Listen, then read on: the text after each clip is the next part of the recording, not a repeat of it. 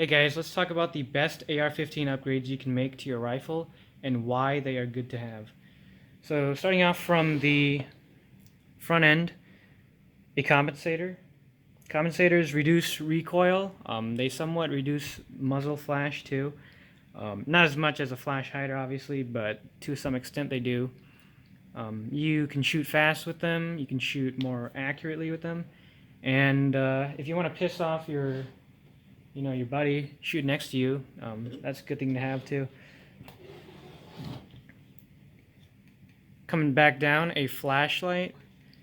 Being able to identify your target is a very important thing because most home invasions happen at night. So you want to be able to identify what what the noise is, what you are probably going to shoot at.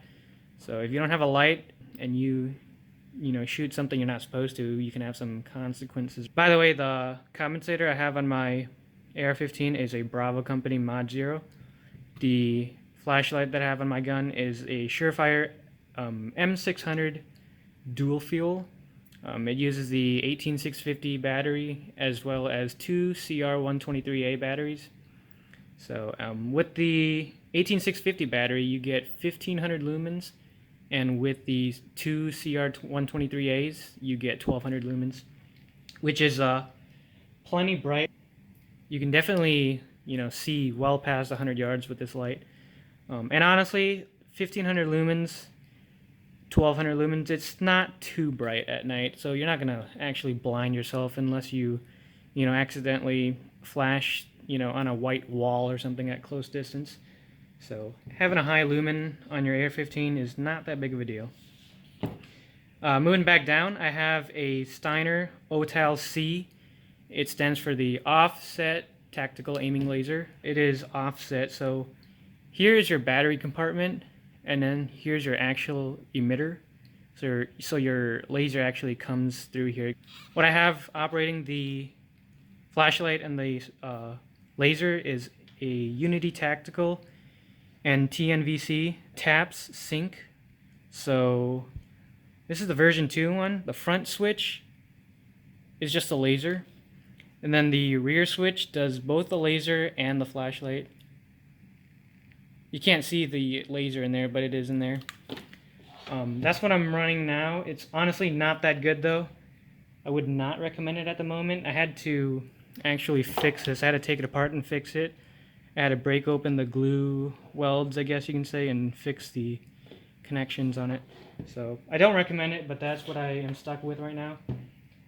I did run the Surefire SR07, I think, or don't quote me on that, but that also is able to run the laser and the flashlight, but I was having problems with that Surefire switch as well. At first I thought it was the head on the flashlight. It kept flickering. I actually took the switches off and put it on my M612 scout light, and it also flickered with that too. So yeah, so I found out it was actually the switch that was malfunctioning. So it's kind of unfortunate that both the Surefire one and the Unity TAPS is out of order-ish, I guess. But yeah. Moving down, vertical grip. I don't use this like a traditional vertical grip where you hold it like that. I think it's uncomfortable and you don't have much stability at all. I do kind of a C-clamp on it, just like that, and it allows me to pull the gun into my shoulder a lot better than this, as well as prevent the gun from moving side to side. So having a nice vertical grip on it is very helpful. So what these accessories are mounted on is the Centurion Arms M-LOK handguard. So this is actually really unique because this has a mid-length front sight base, and this rail, this handguard, is actually cut out for that front sight base, which is really nice. Moving down, I have a Holosun HS503 red dot on it. I have a magnifier on it as well. Having a red dot allows you to shoot faster, pick up your sight a lot better, and having a magnifier allows you to identify targets a little bit farther than you would on just with a regular red dot. It allows you to be a little bit more accurate too. Back here I do have a flip up Magpul MBUS sight. If your red dot ever goes out, you can just flip these up and then use your irons through your red dot sights. And these Magpul ones, these Magpul Gen 2 ones aren't really that expensive either. They're about $50. So, or maybe even less.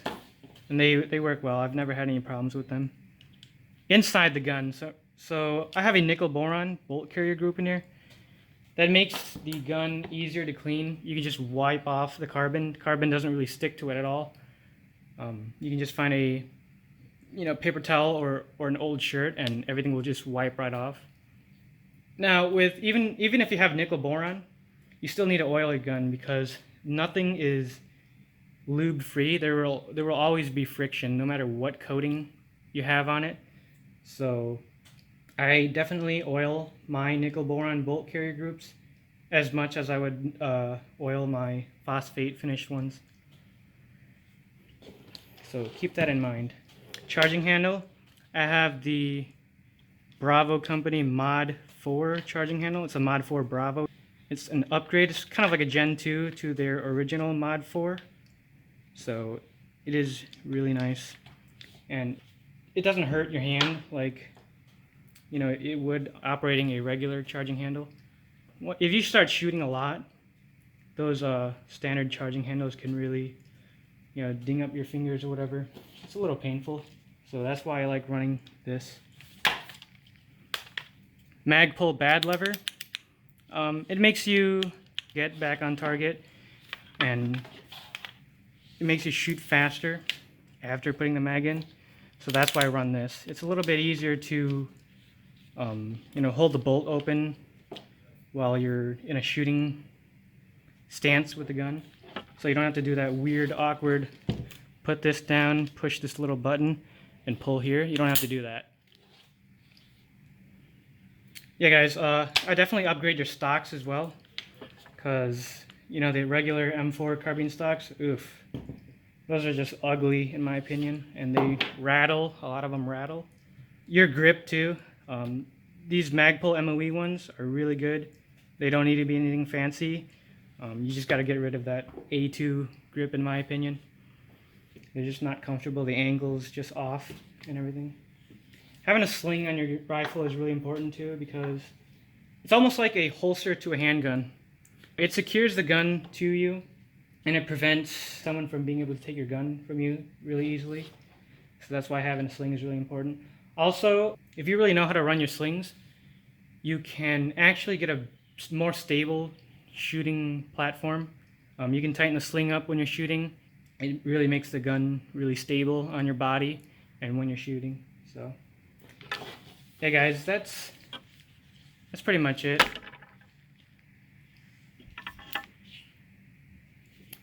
Thanks for watching.